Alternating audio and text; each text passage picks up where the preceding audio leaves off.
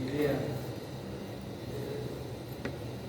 de algunos rasgos semiológicos se va dando en el curso de tercer ciclo de medicina y formación, hasta en la materia de fisiología, han visto algunos signos y síntomas a gran contraste, ¿de acuerdo? Hay patologías que se les ha mencionado y se les han estado abordando lo que es la fisiología pancreática. De ahí, yo creo que sea muy complejo entenderlo, ¿de acuerdo? La ictericia es uno de los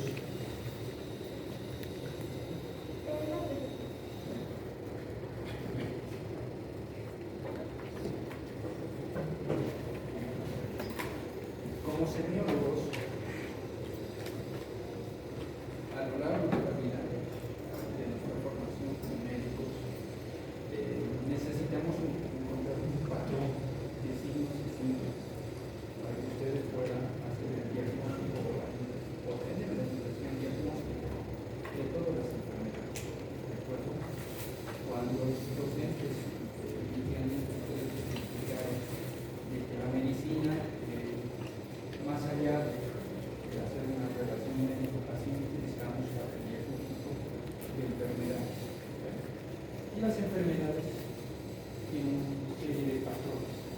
Esos patrones que nosotros buscamos son síndromes, ¿de acuerdo? Como ustedes lo saben, un síndrome es un conjunto de síntomas, ¿de acuerdo? Estamos todavía en la etapa inicial de hacerlos conocer a ustedes todos aquellos signos y síntomas, rasgos clínicos. Cuando estén en el cuarto ciclo de la carrera, prácticamente ya van a abordar las enfermedades como tal, patologías cardíacas, patologías hepáticas o renales, ¿ya? Y algunos de ellos tienen ciertas características clínicas, ¿no? También, pero hay enfermedades que no tienen ningún patrón específico, ¿de acuerdo? Dentro de ellos están aquellos pacientes que tienen interés. Y eso ya ustedes lo han debido estar en contacto con algún familiar que en algún momento habrá interés con algún generalmente menores de edad, igual infantes que también les da interés. De acuerdo, que vulgarmente nosotros conocemos como piel amarillenta. ¿De acuerdo? Nuestro léxico de aquí en adelante, pues debemos ser capaces de traducir las manifestaciones sintomáticas y las sintomatologías de un paciente en términos médicos. ¿De acuerdo? Reiterarles que lo que ustedes conocen como piel amarillenta, a partir de hoy van a utilizar terminología que se llama ictericia. ¿De acuerdo? Entonces les reitero, es la coloración amarillenta de la piel y de las mucosas. Muy bien. Normalmente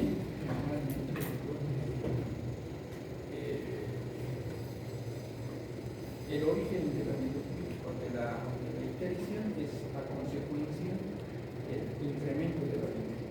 De acuerdo, en fisiología ustedes vieron la fisiología hematológica, donde hay el grupo M, ¿de acuerdo?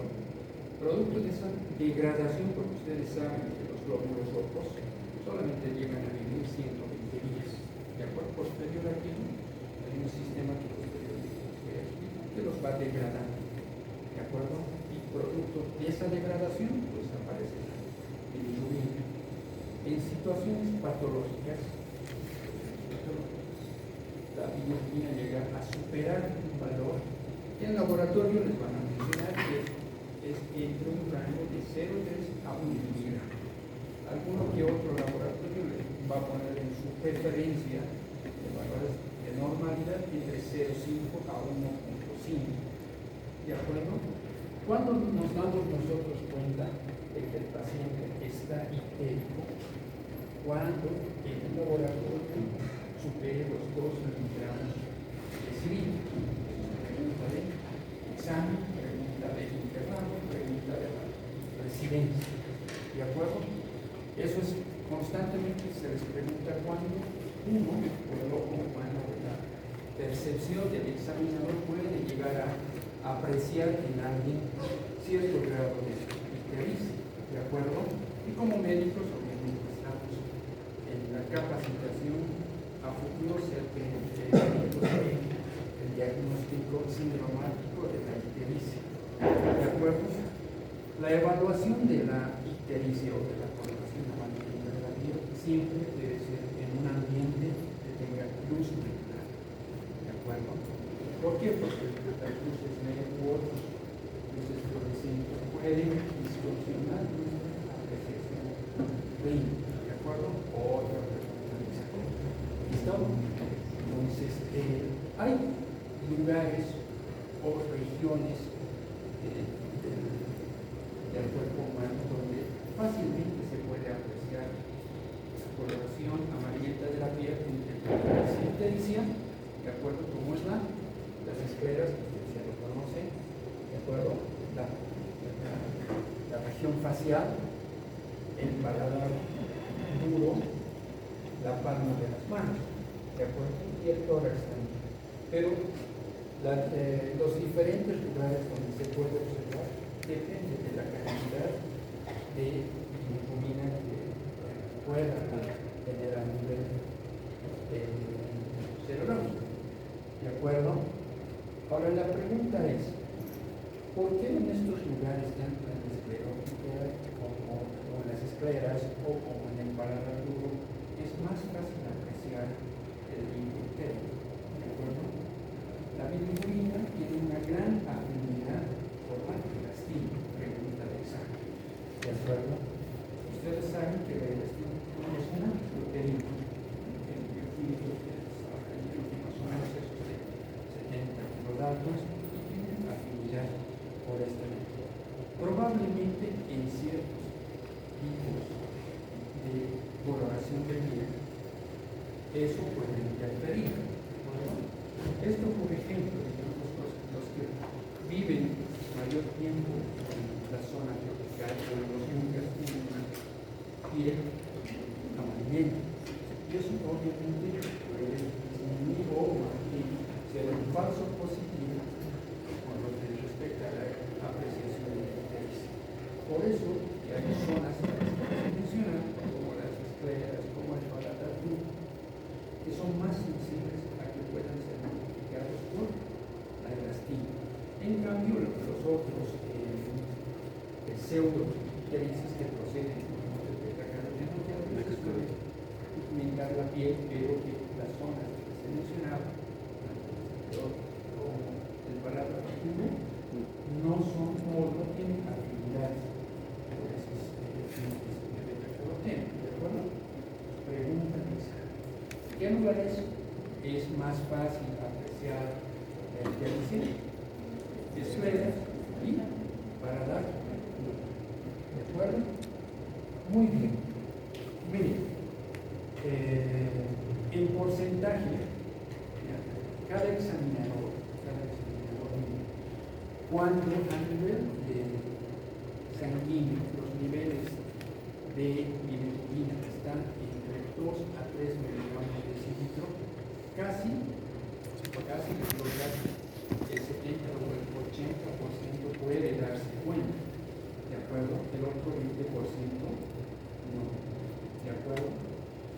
¿Y cuándo es más apreciable en la diapositiva? Cuando supera los 15 miligramos de decilitro, ¿de acuerdo? Entonces prácticamente es imposible que cuando ustedes se enfrenten a un paciente en el servicio de emergencia, porque la ictericia es frecuente en el servicio de emergencia, ¿de acuerdo? Es imposible que ustedes puedan pasar desapercibido un paciente ictérico con 15 miligramos de decilitro, ¿de acuerdo? Posiblemente aquellos que no están habituados a ver pacientes ictéricos esté dentro de aquella población que vaya a explorar en el 70 o el 80% en los que puedan apreciar la ictericia. Y es importante, es como en medicina siempre nos preguntamos por qué suceden las cosas, ¿no? Para eso estudiamos medicina, ¿de aparece un síntoma o alguna una manifestación clínica, nos preguntamos el por qué. ¿De acuerdo? Como médicos tenemos esa curiosidad, ¿verdad? Cuando vemos algo que no está o está fuera de la normalidad, siempre nos preguntamos el por qué.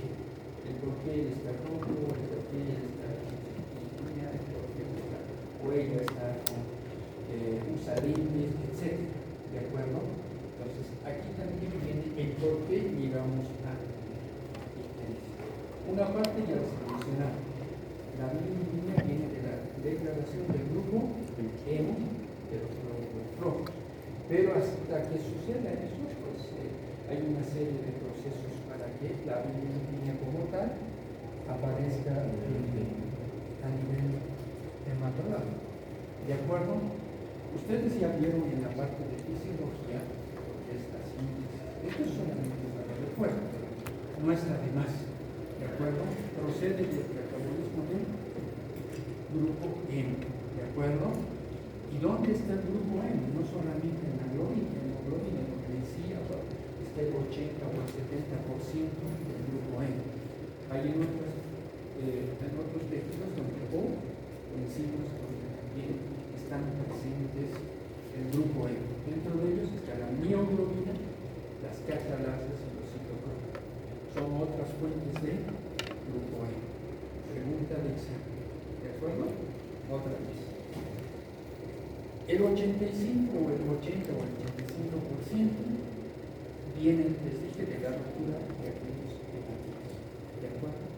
¿Quién es el órgano que se encarga de degradar aquellos hematíes que ya han cumplido su tiempo de vida? El vaso. ¿De acuerdo? Pero tanto el vaso, el hígado, la médula ósea y los capilares tienen un sistema, que es el sistema reticular. ¿De acuerdo? ¿Y de qué consta este sistema reticular? Endoteliano. Prácticamente son los macrófagos que viven en los diferentes tejidos que se reproducen. ¿De acuerdo? El macrófago tiene la capacidad de fagocitar a los hematíes defectuosos. ¿De acuerdo? Entonces, a partir de ahí, de la fagocitosis, pues aparece el macrófago dentro del metabolismo de los hematíes, pues degradan dos componentes. Un grupo E y el otro grupo, globina. Con la globina no nos metemos por el momento porque ya hay los aminoácidos. Lo que nos interesa es el grupo E. ¿De acuerdo? Producto de la enzima hemooxidasa, pues hay una degradación en CO2 y bilirrubina. ¿De acuerdo? Y otro componente es hierro. El hierro nuevamente se va a utilizar. ¿Ya? La bilirrubina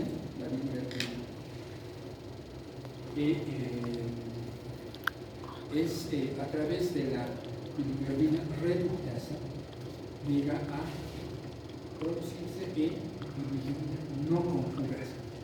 ¿De acuerdo? En los 90 hasta el 95% de la bilirrubina que está en circulación es bilirrubina no conjugasa. ¿De acuerdo? Solamente como un break, toda la bilirrubina que no está conjugada, por si acaso, no aparece en la orina. ¿De acuerdo? Para comprobar por qué después. Muy bien.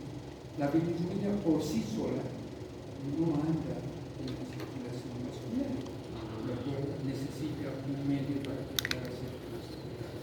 Y eso es la pregunta de examen. La bilirrubina va unido a la albumina para que pueda ser metabolizada posteriormente. Por sí solo no entra a los hepatocitos. Necesita de albumina para poder ser metabolizada posteriormente. Hay patologías en las que predominan las bilirrubinas no conjugasas. ¿De acuerdo? Y hay patologías en las que predominan las bilirrubinas conjugadas. ¿De acuerdo? Cuando hablamos de bilirrubinas conjugadas, prácticamente quien se encarga de hacer todo ese proceso es el hígado. ¿De acuerdo? Muy bien. La bilirrubina entra no conjugada, ingresa a las células hepáticas a través de un transporte pasivo. Ahora no necesita un mecanismo de transporte activo, pero dentro de los hepatocitos, a través de la UDP de transferasa, llega a conjugarse en el 80% con el ácido pregunta. ¿De acuerdo? Después de la conjugación, prácticamente la bilirrubina pasa a ser excretada. ¿Listo? Pero hay en un 80% de los casos, las bacterias que hay en el intestino llegan a descomponer la bilirrubina conjugada. ¿De acuerdo? ¿En qué componentes? En estercobalamina, uroquinolona y uroquinina. ¿De acuerdo? La primera es a quien se la debemos el pigmento característico de las esferas. ¿De acuerdo? La tercera es a quien se la debemos el pigmento característico de la orina. ¿De acuerdo? Cuando tenemos una hiperbilirubinemia a predominio indirecto, porque así también lo conocemos a la no conjugada, ¿de acuerdo? Nuevamente lo repito. Bilirrubina conjugada, bilirrubina indirecta, ¿de acuerdo? Hay términos que inclusive desde el laboratorio se llegan a confundir, ¿de acuerdo? Nuevamente, bilirrubina conjugada, no conjugada, también se denomina indirecta. Bilirrubina no conjugada se denomina también bilirrubina directa. ¿De acuerdo? Muy bien. Cuando hay incremento de bilirrubina no conjugada, que es decir,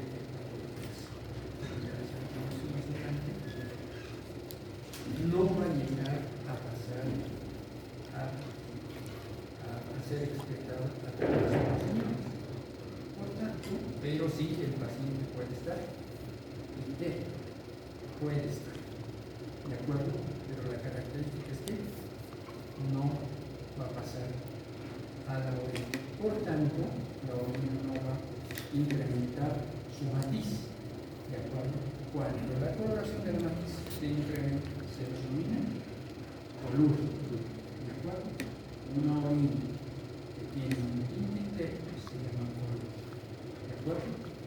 Cuando ustedes cuando el paciente les haga referencia de que mis orinas están oscuras, prácticamente se refiere a que su orina o la diuresis está colúrica. ¿De acuerdo? Muy bien. Estos son los valores de referencia de este sitio. ¿De acuerdo? La bilirrubina no conjugada, que se llama bilirrubina indirecta, los valores de referencia están entre 0,3 a 0,1. Eso es lo que cuando abordamos al paciente con una ictericia, debemos ir a ratificar o a confirmar o rechazar los parámetros de laboratorio que ustedes seguramente ya lo están viendo en parte del laboratorio clínico, a ir a determinar que los valores del laboratorio de bilirrubina conjugada estén entre 0,3 a 0,9. Y los de la bilirrubina no directa pues estén entre 0,1 a 0,4. En total tenemos el valor de referencia pues, entre 0,3 a 1,2. Pero ojo, no puede sobrepasar los 1,5. ¿De acuerdo? ¿Por qué? Ya les decía, mencioné al inicio de la presentación, porque cuando supera los 2 miligramos decidido, el paciente ya tiene un cambio de coloración en la piel. ¿Listo? Muy bien. Los pasos del metabolismo que ustedes por acá mostrarles, puede llegar a ser frustrados. ¿De acuerdo? De ahí que las diferentes alteraciones que se puedan presentar dentro del metabolismo de la bilirrubina pueden ayudarnos a orientar el diagnóstico. ¿De acuerdo? Un incremento de bilirrubina no conjugada nos habla de patologías que no tienen nada que ver con la función hepática. Un incremento de bilirrubina conjugada sí nos llega a hablar que hay un compromiso o una patología hepática como tal. ¿De acuerdo? Los términos ya les hice mención. De hiperbilirrubinemia no conjugada o directa hacen referencia al incremento de bilirrubinas, tanto directa o de lo contrario de la bilirrubina indirecta. ¿De acuerdo? El término que a partir de ahora utilizaremos con ustedes es hiperbilirrubinemia directa o indirecta. ¿De acuerdo?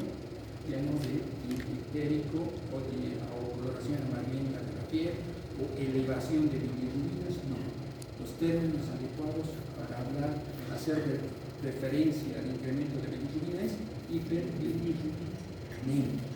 Y para hacer referencia al incremento de bilirrubina directa e indirecta, hiperbilirrubinemia directa y hiperbilirrubinemia directa. ¿De acuerdo? Eso les tiene que quedar claro.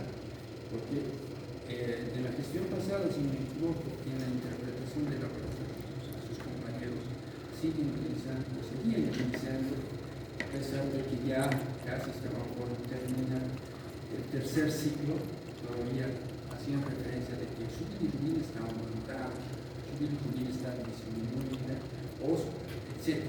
¿De acuerdo?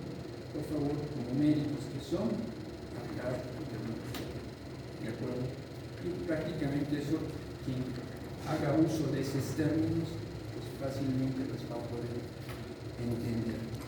Las alteraciones dentro del proceso de formación o de la degradación del grupo N, ¿de acuerdo? Hay patologías genéticas y patologías hematológicas que prácticamente pueden verse afectadas y contribuir al incremento de la bilirrubina. ¿De acuerdo? Las lesiones o las causas que ocurren antes del hepatocito o de la función hepática, ponemos en el término de prehepáticas. Entonces hay enfermedades que llegan a incrementar la bilirrubina, a eso le llamamos lesiones prehepáticas. Las que son propias del hígado, hepáticas, y las poshepáticas. ¿De acuerdo? Tanto en la alteración de la producción de la ictericia en la hepática y la poshepática, ¿de acuerdo? Hay un incremento de la bilirrubina conjugada. ¿De acuerdo? Muy bien. ¿Y cómo lo clasificamos? Lucy ya, para fines prácticos, Lucy lo clasificaba para tener una impresión diagnóstica de aquellos pacientes que tienen ictericia en lesiones prehepáticas, hepáticas. A mí me gusta mucho las hepáticas, donde prácticamente las personas que llegan a tener un cuadro de hepatitis viral, siempre vamos a relacionarlo con una lesión hepática. ¿De acuerdo? Y las prehepáticas generalmente las relacionamos con patologías hematológicas. En este caso, las enfermedades hemolíticas. Y eso es propio más lo vemos en recién nacidos, de acuerdo, por incompatibilidad sanguínea o por afectación de otros sistemas o enfermedades relacionados a autoinmunes, en las que se puede ver el incremento de las patologías hemáticas, ¿no? Y las poshepáticas prácticamente son obstructivas, ¿de acuerdo? Y las lesiones obstructivas pueden ser en las vías principales o en las vías biliares accesorias, ¿de acuerdo? Dentro de ellas están aquellas patologías como el sea encabezado antes, la colitiasis o las microlitiasis de la hepática común derecha y de la hepática común izquierda, o de enfermedades autoinmunes que también suelen lesionar la vía excretora de bilirrubinas. ¿De acuerdo? Muy bien. Pero también hay otra clasificación, ¿de acuerdo? Dependiendo a la experiencia y al manejo clínico en la que se habitúe al hacer el abordaje del paciente, pues hablamos de aquellas hiperbilirubinemia no conjugadas, hiperbilirubinemia no conjugadas. Las hiperbilirubinemia conjugadas, pues, nos hacen referencia a aquellas alteraciones de la eritropoiesis, ¿de acuerdo? Las hemólisis, importante eso, y enfermedades antes de que estas puedan ser excitadas, como la enfermedad de Gilbert o la enfermedad de Gilbert, que prácticamente son aquellas alteraciones congénitas en la síntesis enzimática que les mencioné anteriormente para la conjugación con el ácido. ¿De acuerdo? Las hiperbilirubinas conjugadas nos hacen referencia a lesiones en el sistema de expresión de las bilirubinas.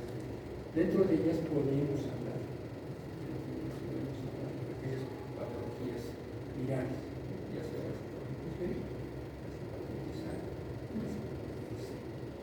De todas ellas, las hepatitis B suelen empezar con mayores niveles de ictericia en comparación a las de hepatitis A o las de hepatitis C. ¿De acuerdo? Hay patologías malignas que pueden también obstruir la excreción de las bilirubinas conjugadas, sea de vesícula biliar, sea de vesícula. ¿De acuerdo?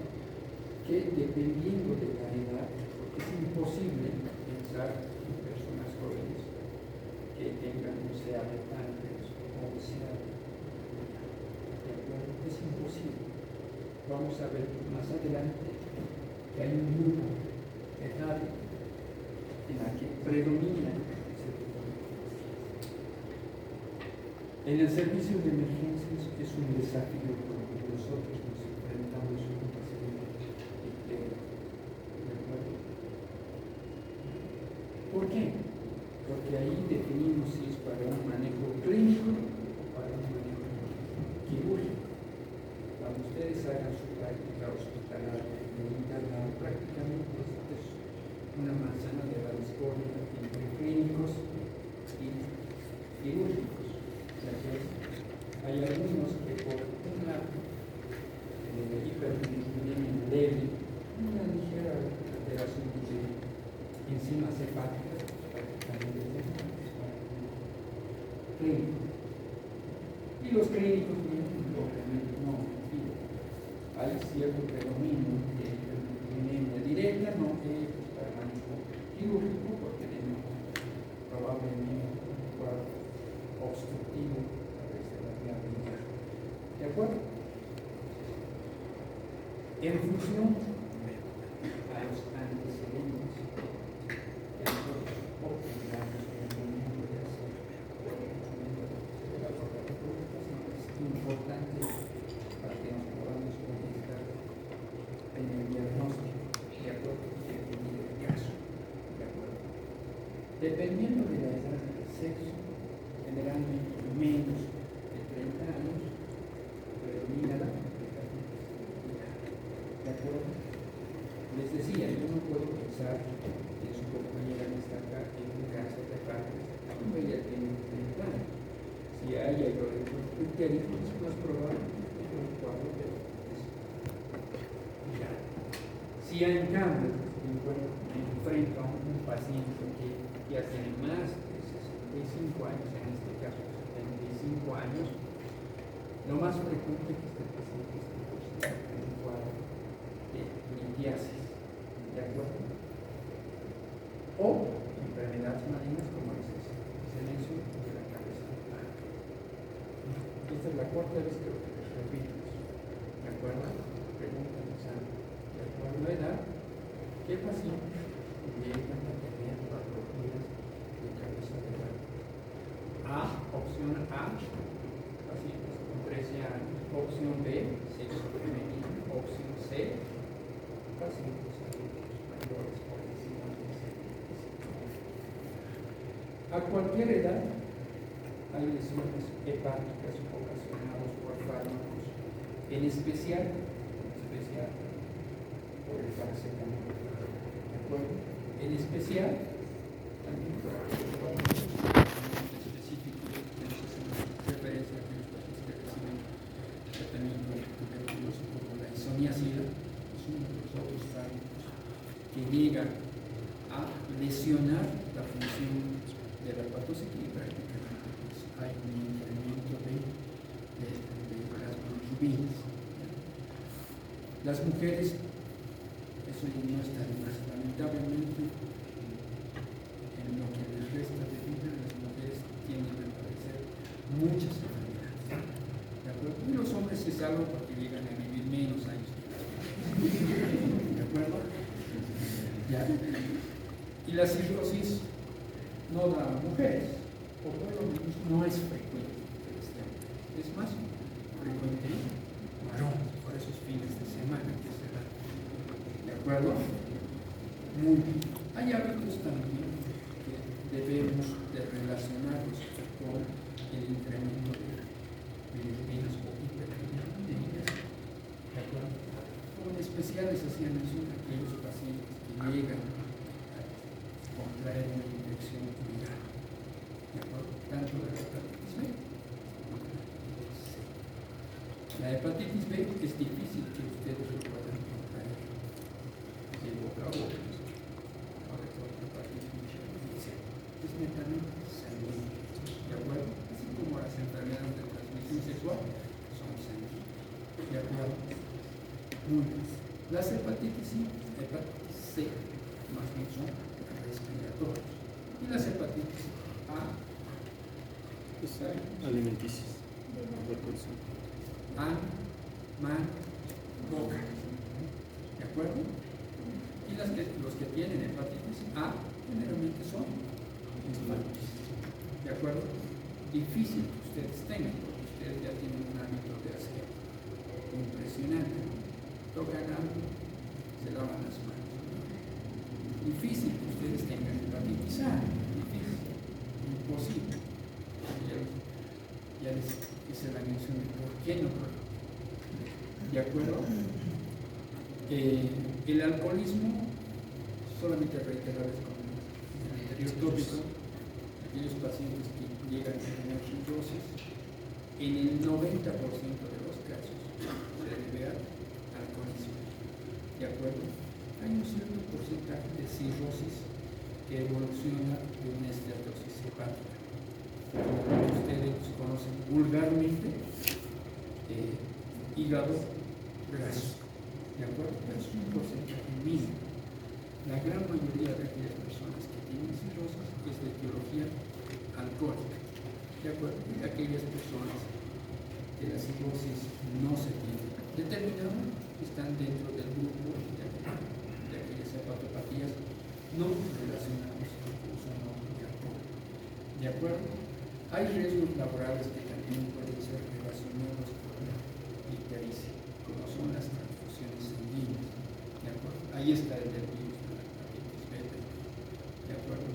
Cuando nuestro servicio del banco de sangre no hace los debidos procesos, eso es para que el donante pueda recibir una donación de un hemocomponente seguro, pues estamos expuestos a que podamos contraer el virus de la hepatitis B u otro virus. ¿De acuerdo? El virus de la hepatitis B, C y A, que hay también no B, D, son virus que son hepatológicos. ya hace referencia de que tienen preferencia por el tejido hepático, ¿de acuerdo? Y hay otros virus que no son de preferencia el tejido hepático, pero que también lesionan el tejido hepático indirectamente, como es el virus de Epstein-Barr o el citomegalovirus, ¿de acuerdo? Muy bien.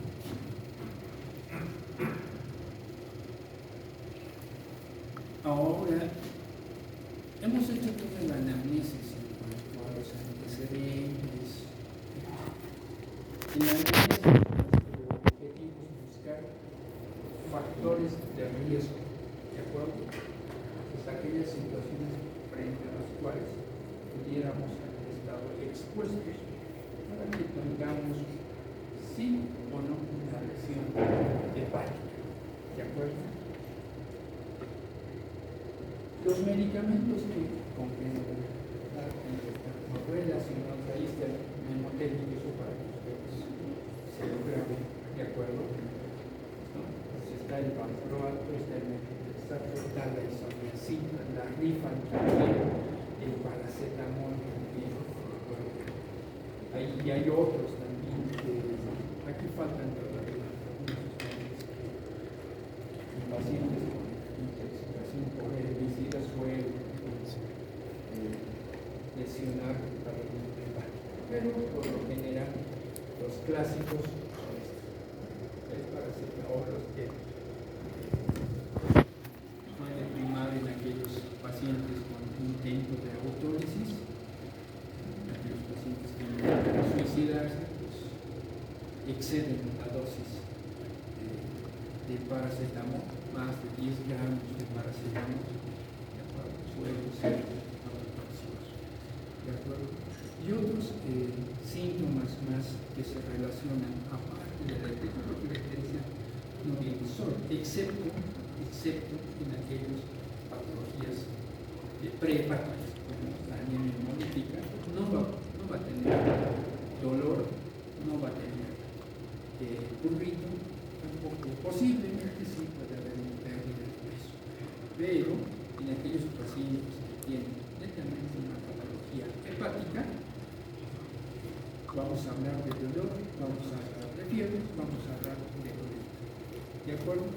En cuanto al comienzo de la ictericia relacionado a patologías hepáticas, hay otros síntomas más, ¿de acuerdo? Como son la fiebre, náuseas, vómitos, astenia, etc. ¿De acuerdo? Si se dan cuenta, estos síntomas de náuseas, vómitos, la gran mayoría de las enfermedades lo comparten, ¿de acuerdo? Son síntomas neurovegetativos que a veces hay que dejarlos en un segundo plano para el diagnóstico, porque en vez de ayudarnos, nos confunden, ¿de acuerdo? Cuando hacemos la anamnesis, bueno, si bien es importante de que ustedes me describan, por decir, el vómito, ¿ya? Las características del vómito, con qué frecuencia se presenta, el volumen con lo que se presenta, ¿de acuerdo? Y pero de importancia clínica para relacionarlo con alguna enfermedad, no, pero tal vez para la gravedad. ¿Listo? Entonces, no es lo mismo que un vómito de tipo gástrico que un vómito sanguinolento. Ustedes ya después en síntomas generales igual vamos a ver como hematemesis, ¿de acuerdo? La hematemesis también puede aparecer vómitos con sangre en aquellos pacientes que tienen una hepatopatía alcohólica, es decir, cirrosis, ¿de acuerdo? Cuando hay cirrosis, el tejido hepático no se queda ahí nomás, empieza a haber otros signos y otras manifestaciones sistémicas en las que puede repercutir la cirrosis hepática, y esa es la presencia de las varices esofágicas, ¿de acuerdo? Entonces, cuando hay ruptura de estas varices esofágicas, puede haber vómitos de sangre, pero el detalle es que ustedes conozcan el antecedente. No es lo mismo que a ella que no bebe o no consume bebidas alcohólicas le dé hematemesis. Pero en cambio, en aquel grupo de pacientes que tenga consumo de alcohol, por lo menos entre 13 a 15 gramos de alcohol por día, pues prácticamente en el momento en el que él o ella presente una hematemesis, yo sé que tiene una patología ya definida que es la cirrosis hepática. ¿De acuerdo? La hematemesis también suele presentarse en aquellos pacientes que presentan vómitos inicialmente expulsivos, vómitos alimenticios, repentinos, o en aquellos pacientes que a veces consumen bebidas muy exageradas, pero en un solo episodio, que generalmente ocurre son los jóvenes, y que de tanto vomitar inicialmente por contenido gástrico, de repente empiezan a vomitar sangre, que también es una hematemesis. En ese tipo de presentaciones clínicas, lo más frecuente es que el esfínter esofágico haya sufrido un desgaste. ¿Listo? Ok, pero no va relacionado con la presión hepática. ¿Listo? Ahora, las hepatitis virales generalmente tienen un curso agudo. ¿De acuerdo? Y como tal, si es un curso agudo, la ictericia va a aparecer en el lapso de 3 a 5 días. Pero la infección de la hepatitis B, o sea, tiene un periodo de incubación, que son 15 a 30 días. Si por decirlo, digamos, yo me he expuesto a un factor de riesgo para la hepatitis B, prácticamente el cambio de la matiz de la piel va a suceder ya más o menos entre 15 a 30 días. ¿Listo? En cambio, en aquellos pacientes que tienen ulcera de páncreas, la coloración de la piel prácticamente va a tener meses, inclusive años, antes de que pueda tener alguna manifestación clínica concomitante al cambio de coloración de la piel. ¿Listo? El dolor generalmente se relaciona con un cuadro agudo. Aquellos pacientes que tienen una colecistitis aguda, que es un proceso inflamatorio del vesículo biliar, que puede tener litos en vesícula, como no puede tener litos en vesícula, como también puede tener litos en el coledo, porque esto se relaciona con un cuadro obstructivo, pues el dolor es de comienzo brusco. ¿De acuerdo? Y generalmente eso sucede tras ingesta de alimentos colecistiogénicos, ¿vale? Alto contenido de ácidos grasos, que estimulan el vaciamiento gástrico y que puede derivar eso a la expulsión de líquidos de la vesícula biliar y esta obstruir la vía biliar principal. ¿De acuerdo? Y denote rápidamente, en cuestión de horas, un índice. La bilirrubina, ahí va el detalle de la bilirrubina, el tiempo de circulación de la bilirrubina está entre 2 a 4 horas. ¿De acuerdo? El tiempo también se relaciona porque en aquellos pacientes que tienen un cuadro obstructivo, si nosotros resolvemos el problema, prácticamente va a retornar a la coloración habitual en el lapso de 4 a 5 días máximo, hasta un 21 días. Pero en comparación a aquellos pacientes que tienen un proceso infeccioso viral, esto va a llevar entre semanas, ¿de acuerdo? 3 a 4 semanas por lo menos. ¿De acuerdo? Muy bien. Ahora, la presencia de fiebre, tanto en la hepatitis viral o en la complicación de un cuadro obstructivo, puede estar presente. También hay situaciones en las que el proceso infeccioso puede estar distante del órgano del que estamos haciendo referencia del hígado, pero por procesos sépticos, el hígado suele deteriorarse. ¿De acuerdo? El prurito generalmente está presente en aquellos cuadros obstructivos. No es muy frecuente, pero sí en aquellos pacientes que tienen una hepatopatía alcohólica. ¿De acuerdo?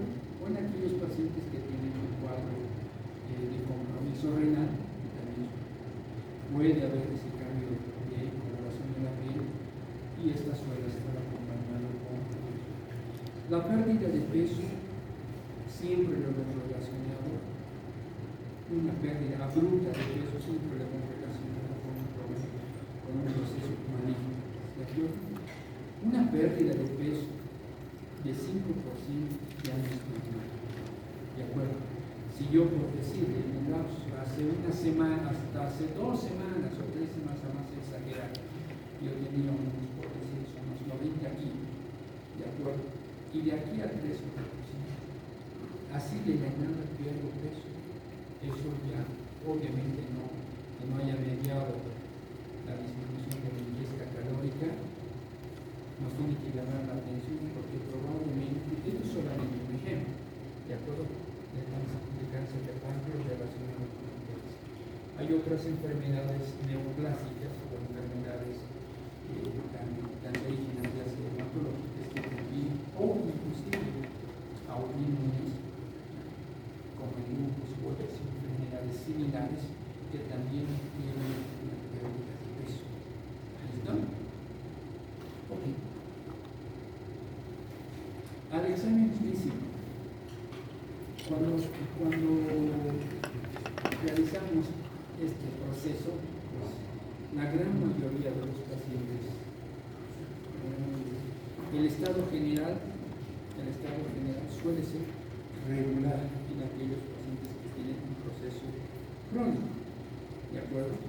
Y el estado general suele ser tópico o mal estado general, cuando el paciente está cursando un cuadro agudo, ¿de acuerdo? Y dependiendo a la lesión, ya sea hepatocelular, pues el deterioro suele ser más fuerte. Las ictericias también tienen su clasificación clínica, ¿de acuerdo? Flavínica, cuando la coloración de la piel es amarillo claro, ¿de acuerdo? Rubínica, cuando la coloración es más rojiza que amarilla, ¿de acuerdo? Y verdínica prácticamente nos hace una referencia al ritmo de la coloración de las aceitunas. La verdínica hace referencia a los cuadros de una lesión de impacto colestásico, ¿de acuerdo? Cuando hago referencia a la colestasis, es como hablar de un cuadro obstructivo. Van a escuchar términos como colestasis o hepatocelular, ¿de acuerdo? Los cuadros de obstructivos o colestásicos suelen tener este tipo, ¿de acuerdo? En cambio, la flavínica, la rubínica suelen estar relacionados con el primero con anemias hemolíticas y la rubínica con procesos infecciosos biliares. Y la melánica es la segunda fase de la verdínica, es una coloración más intensa al estar relacionada con el cuadro colestásico. Al examen físico general, o a la conclusión del examen físico general, hacemos una evaluación por sistemas. Eso ya lo han visto cuando los docentes tienen el desarrollo de la estructura de la historia clínica, ¿de acuerdo? Y cuando también hablaron en la historia clínica dirigida al problema. En un paciente con un ictérico debemos de ver si tiene un compromiso renal, ¿de acuerdo? Cuando hago referencia al compromiso renal, hago referencia a las adenopatías que puede haber en la región cervical, a las adenopatías que puede haber en la región axilares o inguinales o a las adenopatías que puede haber en el mediastino retroperitoneal. ¿De acuerdo? Generalmente, la ictericia más adenopatía, estas suelen presentarse en la mononucleosis infecciosa. Responsable de este tipo de patologías, el virus D o el virus del Epstein-Barr. ¿De acuerdo? La adenopatía supraconjuntival izquierda, vale decir, ictericia más una adenopatía supraconjuntival izquierda, es característico de aquellas patologías que tienen metástasis alveolar desde un foco primario, que es un sea pancreático o un sea gástrico. ¿Ya? La hepatomegalia, que ustedes ya lo conocen, que es el aumento del volumen del hígado y sobrepasa los 2 a 3 centímetros del revolto costal, pues prácticamente podemos relacionar con una patología maligna a un proceso infeccioso, como son los abscesos hepáticos, los quistes hidatíricos, que ustedes lo han visto en parasitología, pues se puede denotar en forma de una hepatomegalia. La esplenomegalia es parte de aquellas patologías donde se ve comprometido el sistema hematopoyético, como son los linfomas o las venas hemolíticas. ¿De acuerdo? Otros hallazgos que también me faltan mencionar son el aliento hepático, similar a el aliento de una manzana. ¿De acuerdo? Es otro de los hallazgos que sí debemos de percibir en el primer contacto del paciente. No es que usted se vaya a acercar ahora, pero sí es como similar al hedor renal. Los pacientes que tienen una patología renal y están en el proceso de diálisis tienen un olor característico, ¿de acuerdo? O aquellos pacientes que tienen una complicación de diabetes, olor a manzana igual, casi similar, es el hedor hepático. Muy aparte de estos hallazgos físicos está la asitis, ¿de acuerdo? ¿A qué hago referencia con la asitis? El incremento de volumen del abdomen, expensos de líquido peritoneal, ¿de acuerdo? Los pacientes que tienen enfermedad hepática crónica, como cirrosis, solemos esperar que se descompensen con asitis, ¿de acuerdo? Por algún cuadro concomitante suelen o por incumplimiento de la conducta terapéutica, pues se descompensa y prácticamente hay un incremento de volumen, un perímetro. De ahí es importante cuando hacemos el abordaje del paciente, el medir el perímetro abdominal. Y cuando tomamos una conducta farmacológica, obviamente tenemos que ver la respuesta y medimos nuevamente el perímetro abdominal. Las características de la toma del diámetro del abdomen lo van a ver en los segmentos que corresponden, porque hay puntos de referencia también de evidencia de su conocimiento de ustedes. Cuando nos enfrentamos a la ictericia, no nos quedamos ahí, no nos quedamos con los antecedentes, no nos quedamos con la análisis del cuadro de la enfermedad actual, sino también recurrimos a todos los estudios de gabinete, ¿de acuerdo? Y en especial estos pan de cada día, y ustedes cuando van al médico siempre lo solicitan como una prueba de laboratorio de rutina. Las pruebas de laboratorio de rutina nos pueden orientar, inclusive quizás en mayor grado en cuanto a la etiología del proceso o la impresión diagnóstica. En el laboratorio, en el electrocardiograma, ¿qué es lo que vamos a ver? Cuando hay un descenso de hematocrito, prácticamente estaremos hablando de una ictericia hemolítica, ¿de acuerdo? La anemia también es frecuente en pacientes con cirrosis, ¿de acuerdo? En los cirróticos, aparte de que hay compromiso hepático, también hay esplenomegalia, ¿de acuerdo? Y también hay, no hay una circulación adecuada, ortosistémica, y entonces prácticamente todos los hematíes que pasan por esa circulación tienden a sufrir un secuestro esplénico, y de ahí que se reduce el nivel de hematocrit. La leucocitosis y la neutrofilia, ya muchachos, es para ustedes, lo vamos a ver en aquellos pacientes que tienen una hepatitis alcohólica. ¿De acuerdo? Pregunta de examen. Patrón de alteración de laboratorio en aquellos pacientes que presentan hepatitis alcohólica, leucocitosis, neutrofilia. ¿De acuerdo? En aquellos pacientes que tengan ictericia y que en la biometría hemática tengan una eosinofilia, probablemente el paciente tenga una patología o una patología hepática inducida por fármacos. ¿Listo?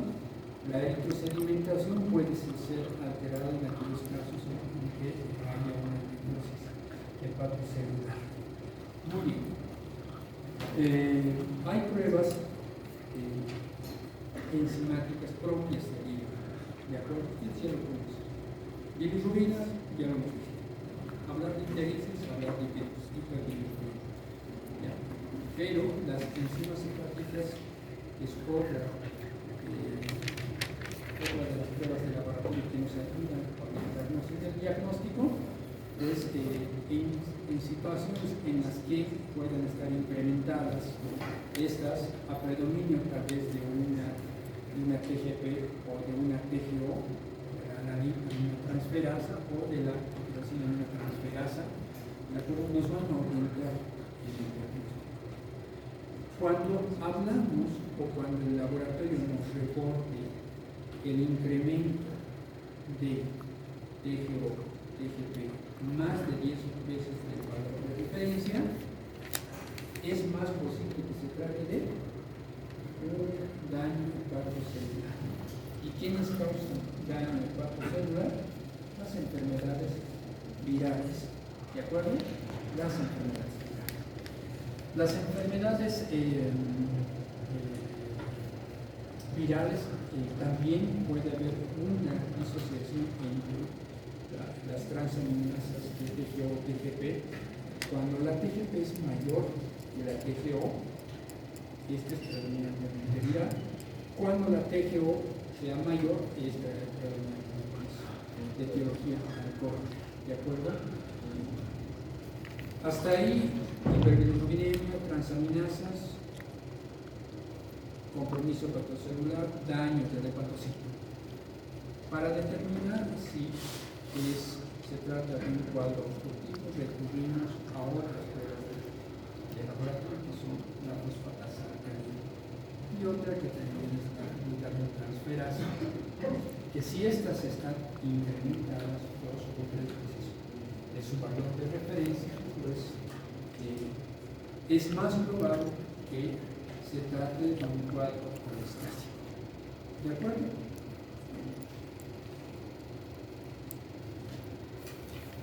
En laboratorio, ese es el patrón que yo busco.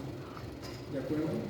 Cuando no sabemos cómo interpretar de por qué y cómo, por qué la bilirrubina, por qué el otro, qué me puede alimentar. Miren, en pacientes que probablemente tengan una lesión hepatocelular, ya sea esta por una hepatitis viral, la ALT, la AST y las bilirrubinas suelen estar aumentadas al doble del valor de referencia. ¿De acuerdo? En patrones colestásicos, si se dan cuenta, la ALT y la AST están levemente aumentadas, pero está aumentada ¿quién más? La fosfatasa alcalina. Pregunta de examen.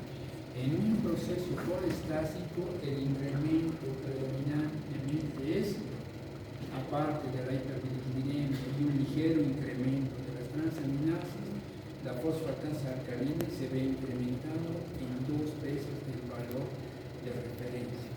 ¿De acuerdo? Hay otras patologías en las que los cambios de de niveles de las pruebas de laboratorio suelen estar normales o levemente alterados. En la hemólisis, la hiperbilirubinemia no suele superar los 5 miligramos de cilindro. En cambio,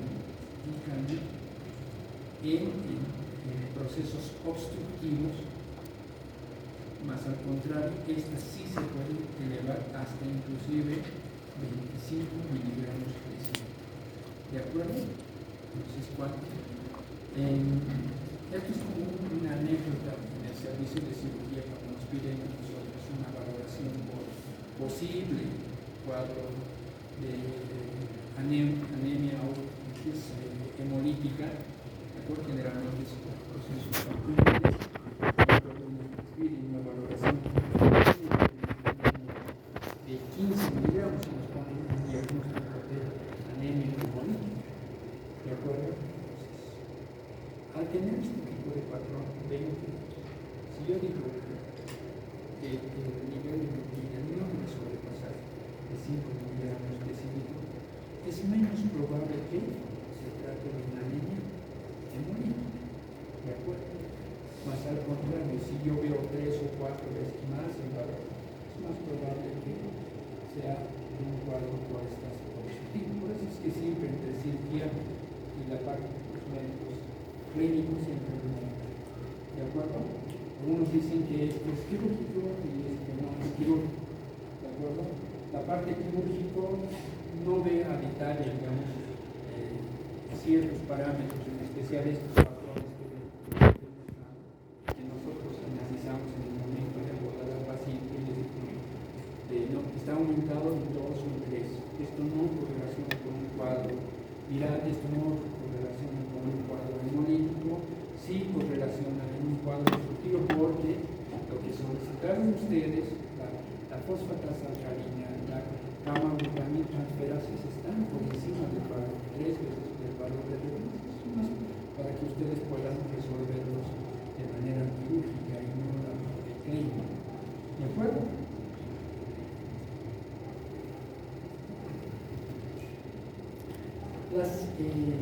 Las imágenes es muy importante para nosotros, ¿de acuerdo?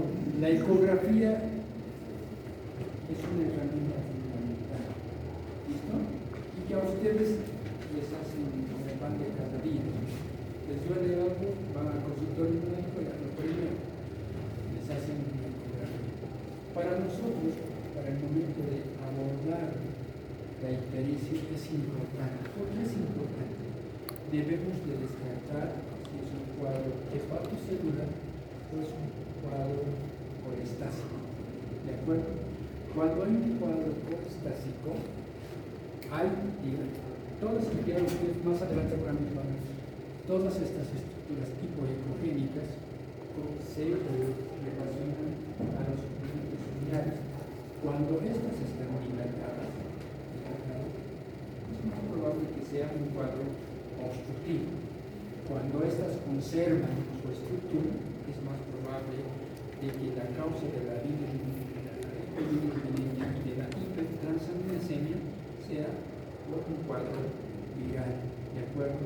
Y cuando vemos esta imagen hipogénica, es la vesícula biliar por si acaso, si ahí hubiera sondas sónicas, imágenes hiperecogénicas, prácticamente se hace referencia a litiasis biliar, ¿de acuerdo?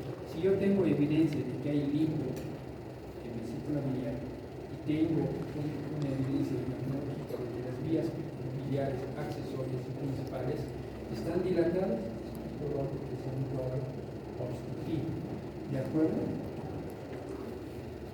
Cuando se pone en duda la etiología de la hiperbilirubinemia, recurrimos a la resonancia magnética y a otro procedimiento que se llama ELCP, ¿de acuerdo? Cuando no está muy claro todo, ¿de acuerdo? Y la resonancia magnética nos ayuda mucho, bastante diría yo, pero lamentablemente el costo es nuestra limitación, ¿de acuerdo? La ecografía llega a cubrir o a llegar a orientar más en el diagnóstico entre un 70 o 80%, la tomografía hasta un 95%, ¿de acuerdo? Esto, por ejemplo, es una tomografía de un paciente con cirrosis hepática, ¿de acuerdo? Todas esta imagen que ustedes ven, las imágenes medio opacas y las imágenes blancas, obviamente tienen su terminología, que ustedes imágenes hiperintensas e imágenes hipointensas. La imagen que está, la imagen en la que la flecha roja está señalando es una imagen hipointensa. Eso se correlaciona se relaciona a una densidad agua, ¿de acuerdo? Y cuando hay una densidad agua, nos indica que el líquido libre en cavidad, ¿de acuerdo? Y la imagen que les mostré ahora, la imagen hiperintensa, por supuesto es el hígado, pero no conserva su estructura normal, ¿de acuerdo? Si comparan esta imagen de este hígado, totalmente diferente, ¿de acuerdo? Los pacientes que tienen una cirrosis hepática prácticamente tienen una alteración dentro de la estructura, y además de que el gran detalle es de que podemos valorar nosotros la superficie, ¿de acuerdo? Bueno, la regularidad. Esta imagen, miren, si se dan cuenta, el borde de esta silueta hepática es regular, ¿de acuerdo? En cambio, si se dan cuenta, el borde de esta silueta, de esta imagen hiperintensa es irregular, casi diría yo normal, ¿de acuerdo? En otras palabras, pareciera que hubiera encima, en el borde de la silueta hepática del lado derecho, una especie de empedrado, ¿de acuerdo? Entonces eso hace referencia ya como una lesión ya crónica de aquellos pacientes que tienen una cirrosis hepática, ¿de acuerdo? Este paciente no es un caso que tiene cirrosis hepática, pero lo que sí se ve aquí, seguramente esto les va a decir que es la ceguera conocimiento. Esta es una imagen del hígado, pero esta imagen, tal vez si esto lo hiciéramos en colores, yo creo que ya se daría en cuenta. Esta imagen que tiene la forma de una lengua o una forma de una hoja es, ¿de acuerdo? Si se dan cuenta, hay una imagen, ¿de acuerdo? En la cabeza de los detalles de esta lesión es más fácil de ver a través de ¿de acuerdo? A grandes rasgos, la ecografía sí nos puede indicar que hay una tumoración a nivel de la cabeza del pancreas, pero si queremos nosotros determinar si es maligno o benigno esta lesión, pues podemos recurrir a la tomografía y recurriendo a otros mecanismos también para que sea más detallado los hallazgos. Hay otros estudios que también recurrimos para ver si es o no obstructivo.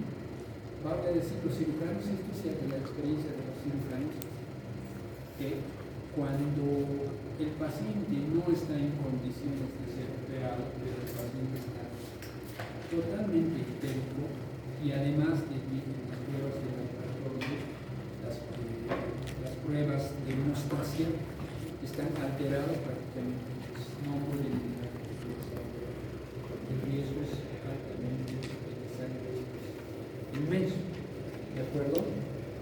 Ahí hay un detallito que sí necesito que me aparezca.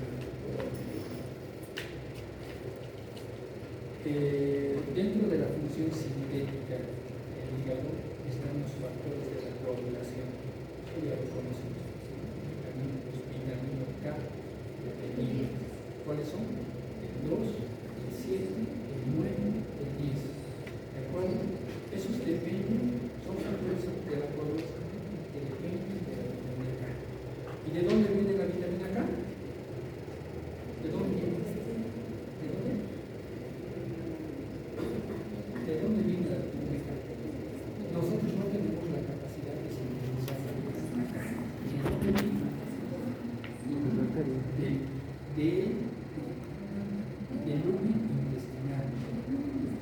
Quienes lo sintetizan son las bacterias del intestinal, ¿de acuerdo? Pero, la vitamina K es liposoluble, valga decir, no puede pasar la barrera intestinal, ¿de acuerdo? Para que pueda ser absorbida, necesita de bilirrubina y de la nitrogenasa, ¿de acuerdo? Bueno, se une con la bilirrubina, ¿no? Con la bilirrubina conjugada prácticamente el enterocito puede, por el mecanismo activo puede facilitar el ingreso de la vitamina K. ¿Listo? Cuando hay una obstrucción de la vía, se va a ver alterada los factores de la coagulación.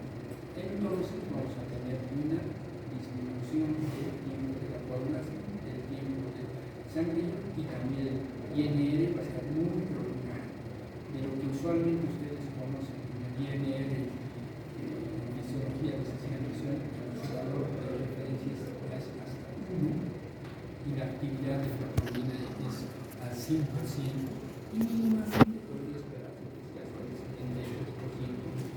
Cuando no hay vitamina K, prácticamente tiempo de coagulación prolongado, INR también prolongado,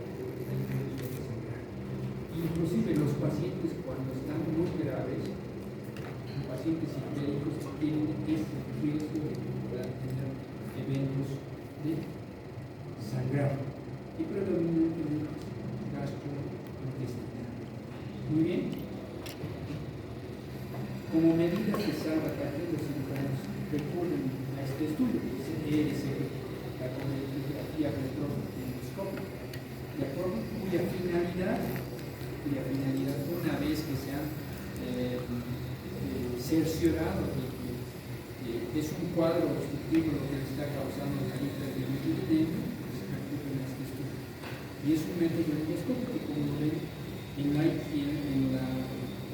en la imagen, a través del endoscopio, que es prácticamente utilizando medios de contraste, pueden llegar a localizar el lugar de la obstrucción.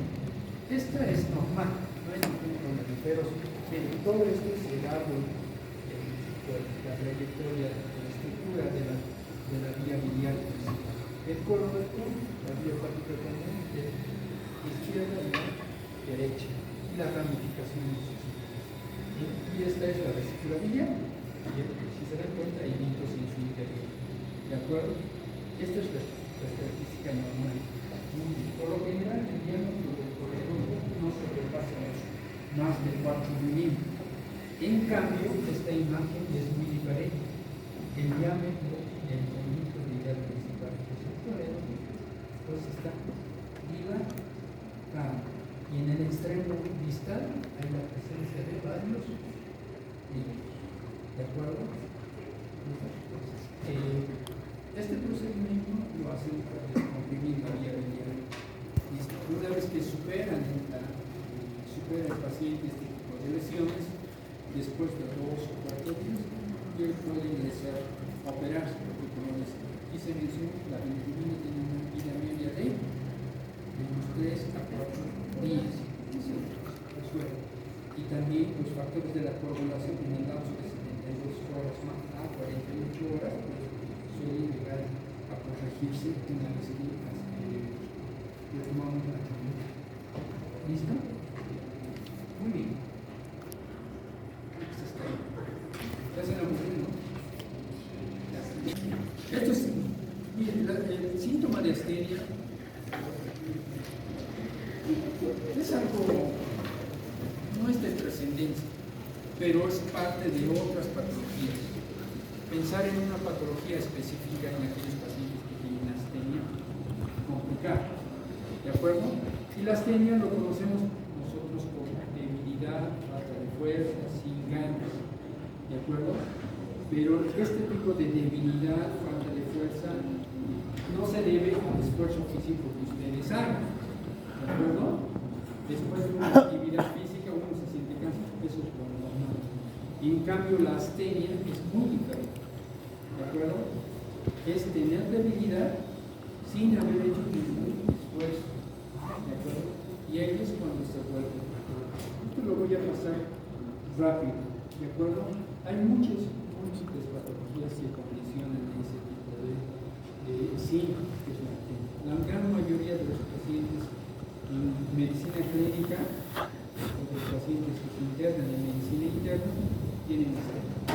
¿Qué patologías son aquellas que con frecuencia se ven con las TEN? Insuficiencia cardíaca, valvulopatía, sepsis, tuberculosis, diabetes, enfermedades. No es propio de alguna enfermedad como la ictericia, ¿de acuerdo? Cuando hablamos de ictericia, como vieron, es más pensar en que algo está pasando en el hígado. En cambio, las TEN, ¿de acuerdo? Las TEN es un síntoma que comparten muchas patologías, inclusive neoplásicas, inclusive las enfermedades autoinmunes. ¿De acuerdo? Así que ahora abordan las teorías.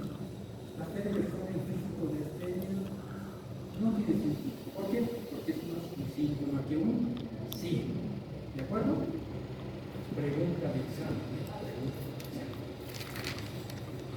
Y son múltiples las con eso hemos terminado. Ya necesito ir a mesa porque yo ya me aburrí.